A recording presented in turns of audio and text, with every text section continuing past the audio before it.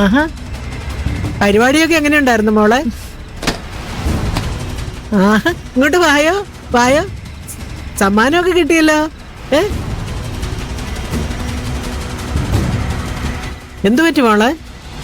അമ്മൂന് സമ്മാനം കിട്ടിയില്ല, പിന്നെന്താ പ്രശ്നം? അമ്മ ഇവളോട് ചോദിച്ചു നോക്ക്. ഇവള് കാണിച്ചു കൂട്ടുന്നതൊക്കെ കുറുമ്പായും തമാശയും നിങ്ങൾ എല്ലാവരും കണ്ട് പ്രോത്സാഹിപ്പിക്കുമ്പോ ഞാൻ പറഞ്ഞിരുന്നു ഇങ്ങനെ എന്തെങ്കിലുമൊക്കെ സംഭവിക്കുന്ന. അപ്പൊ എല്ലാവരും എന്നെ കുറ്റപ്പെടുത്താ ചെയ്തേ. അമ്മുക്കുട്ടി എന്താ ചെയ്തേ? എടാ, നീ എങ്കിലും പറ, എന്താ സംഭവിച്ചേ? അവരാരും ഒന്നും പറയില്ല അമ്മേ. കാരണം ചെയ്തത് അത്ര വലിയ തെറ്റാണെന്ന് അവർക്ക് തന്നെ അറിയാം. അമ്മ സ്കൂളിൽ വെച്ചൊരു കുട്ടിയെ അടിച്ചു. അത് ചിലപ്പോ ഇവളെ ശല്യം ചെയ്യുന്ന ഒരു ചെക്കനുണ്ട്, അവനെ ആയിരിക്കും അല്ലേ മോളെ? ഞാൻ പറഞ്ഞു തീർന്നില്ല. ഈ വിഷയം പ്രിൻസിപ്പൾ അറിഞ്ഞ് മാതാപിതാക്കളെയും കൊണ്ട് സ്കൂളിലേക്ക് വരണമെന്ന് പറഞ്ഞു.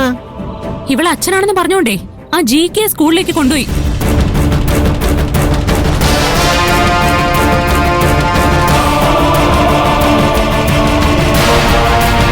ഇനി അമ്മൂനെ ന്യായീകരിക്കണമെന്ന് അമ്മയ്ക്ക് തോന്നുന്നുണ്ടോ?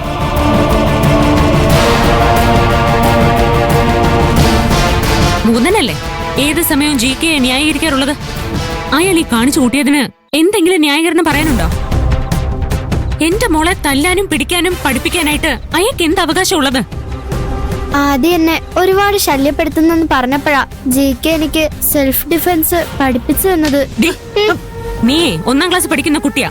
സെൽഫ് ഡിഫെൻസ് പഠിക്കുന്നതേ ഒരു ചെറിയ കാര്യമല്ല. ആദ്യം നീ തല്ലുന്നതിനിടയില് അറിയാതെ ഒന്ന് ശക്തി കൂടി പോവുകയോ അടിക്കുന്ന സ്ഥലം ചെറുതായിട്ടൊന്ന് മാറുകയോ ചെയ്താലേ അവന്റെ ജീവൻ വരെ അപകടത്തിലാവും. മനഃപൂർവ്വമല്ലാതെ ഇങ്ങനെയുള്ള ചെറിയ വഴക്കുകൾ കാരണേ മരിക്കുന്ന എത്ര ആളുകളുടെ കേസുകൾ എന്റെ മുന്നിൽ വന്നിട്ടുണ്ടെന്ന് നിനക്കറിയാമോ? അതിനെക്കുറിച്ച് നീയോ നിന്റെ GKയോ ആലോചിച്ചോ? മോൾക്ക് അതൊക്കെ ചിന്തിക്കാനുള്ള പ്രായമായോ ചേച്ചി? ആ ബോധം ഉണ്ടാവേണ്ടത് GKക്കാ. കുട്ടികൾ എന്തെങ്കിലും പരാതി പറയുമ്പോഴേ അത് മാതാപിതാക്കളെയോ അധ്യാപകരെയോ ബോധിപ്പിക്കാൻ പറയുന്നതേ ഇതുകൊണ്ടാ. മോളൊന്ന് സമാധാനപ്പെട്. നീ ഇങ്ങനെ പ്രതികരിക്കുമെന്ന് പേടിച്ചിട്ടായിരിക്കും അമ്മു GK കൂട്ടിക്കൊണ്ട് സ്കൂളിലേക്ക് പോയത്. അമ്മ ഇതിനെ ന്യായീകരിക്കുകയാണോ? GK ചെയ്തത് വെറൊരു അബദ്ധമല്ല, ആൾമാറാട്ടമാണ്.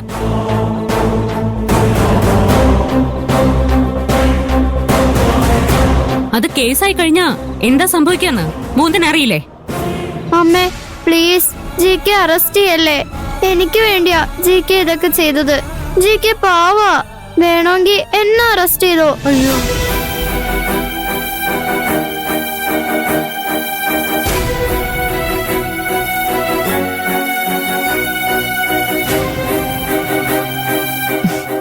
അതെ, മോള് പോയി ഉറങ്ങാൻ നോക്ക്. നമുക്ക് രാവിലെ സംസാരിക്കാം. അപ്പൊ GKയുടെ കാര്യോ?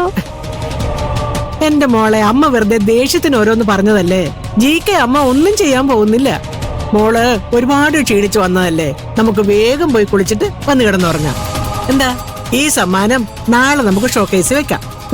വരുന്നവരോടൊക്കെ ഇത് മോക്ക് കിട്ടിയതാണെന്ന് മുത്തശ്ശി പറഞ്ഞോളാം. എന്താ? എന്നാ വാ.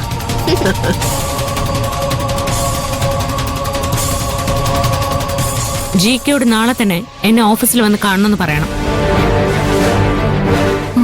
ചേച്ചി അയാൾക്കെതിരെ കേസെടുക്കാൻ പോവാണോ? കേസ് എടുക്കണോ വേണ്ടോന്ന് അയാളെ കണ്ടതിന് ശേഷം തീരുമാനിക്കാം.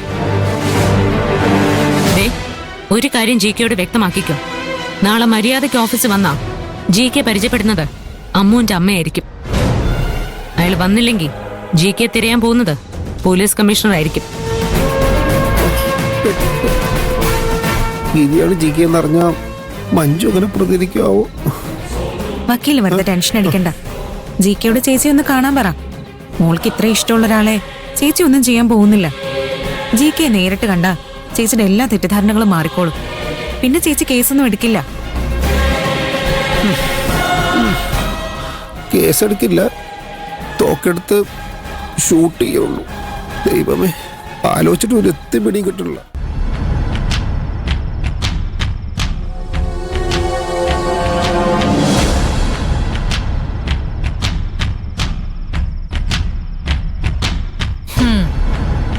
സന്തോഷായോ? ഞാനൊരുക്കിയ കെണിയിൽ നിന്നും മോൻ രക്ഷപ്പെട്ടതിന്റെ സന്തോഷമായിരിക്കും അല്ലേ? കൂടുതൽ സന്തോഷിക്കൊന്നും വേണ്ട. ഇനി ഇതുപോലുള്ള പണികൾ ഗിരിയേട്ടനെ കാത്തു കിടപ്പുണ്ടാവും. എത്ര തവണ ഗിരിയേട്ടൻ അതിൽ നിന്ന് രക്ഷപ്പെടാൻ കഴിയുമെന്ന് നമുക്ക് നോക്കാം. അമ്മൂനെ ഉപയോഗിച്ച് ഗിരിയേട്ടനെ മഞ്ജു നന്നായി വലിക്കാൻ ശ്രമിക്കുന്നുണ്ട്. പക്ഷെ ഞാൻ വിട്ടുകൊടുക്കില്ല. ഗിരിയേട്ടനും അമ്മുവും തമ്മിലുള്ള ബന്ധം ഞാൻ തകർക്കും. ഗിരിയേട്ടന് അവളുടെ മനസ്സിൽ ഒരു സ്ഥാനം ഉണ്ടാവില്ല. അത് GK ആയിട്ടാണേലും ശരി, അച്ഛനായിട്ടാണേലും ശരി. ഞാൻ ആഗ്രഹിച്ച പോലെ എല്ലാം നടക്കണമെന്ന് അമ്മ പ്രാർത്ഥിച്ചോളൂ. അങ്ങനെ സംഭവിച്ചില്ലെങ്കിൽ ഞാൻ എന്ത് ചെയ്യുന്ന അമ്മയോട് പറഞ്ഞിട്ടില്ലേ? അമ്മയുടെ കൺമുമ്പിൽ ഈ കുടുംബത്തിലെ എല്ലാവരെയും ഒന്നൊന്നായി ഞാൻ തീർക്കും. കൃത്യമായി മരുന്ന് കഴിച്ചാൽ അമ്മയുടെ അസുഖം എല്ലാം മാറും. പിന്നെ പ്രതീക്ഷ വരുമ്പോ നിങ്ങൾക്ക് ഒരുമിച്ച് കളിക്കാനൊക്കെ പറ്റില്ലേ? ഒരു ഇഞ്ചക്ഷൻ കൂടി എടുക്കാനുണ്ട് കേട്ടോ.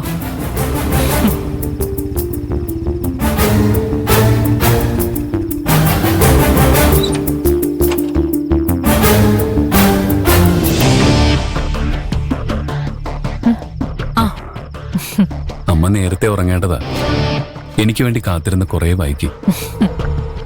അത് സാരമില്ല. ഇപ്പൊ കൊടുത്ത ഇഞ്ചക്ഷന്റെ ബലത്തിൽ നല്ല ഉറക്കം കിട്ടും. സുഖമായിട്ട് ഉറങ്ങിക്കോളൂ. ദേ, ഞാൻ പറഞ്ഞില്ലേ, ഉറങ്ങി.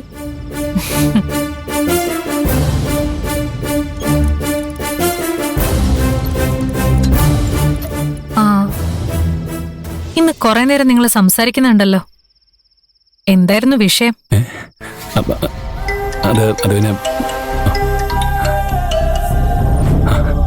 മൂന്നും വിളിക്കുന്നു. നമുക്ക് പിന്നെ സംസാരിക്കാം.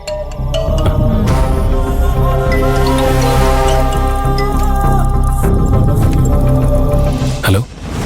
കഴിഞ്ഞു, എല്ലാം കഴിഞ്ഞു. നിന്റെ കുടുംബം ഒന്നാക്കാനുള്ള ശ്രമവും നാടകവും GKയും എല്ലാം കഴിഞ്ഞു. നീ എന്തൊക്കെയാ ഈ പറയുന്നേ? എനിക്കൊന്നും മനസ്സിലാവുന്നില്ല. നീ സമാധാനത്തോടെ കാര്യം എന്താണെന്ന് വെച്ചാ പറ.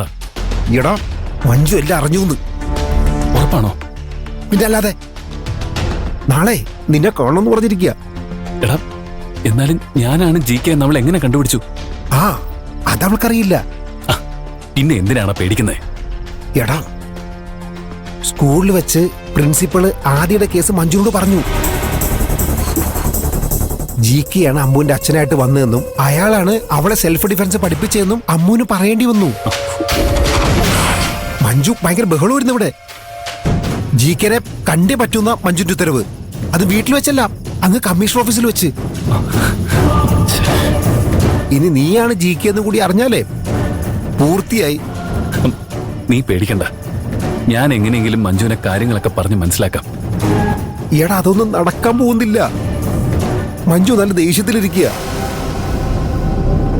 മിക്കവാറും നിന്നെ സഹായിച്ചേരെ എനിക്കും പണി കിട്ടും.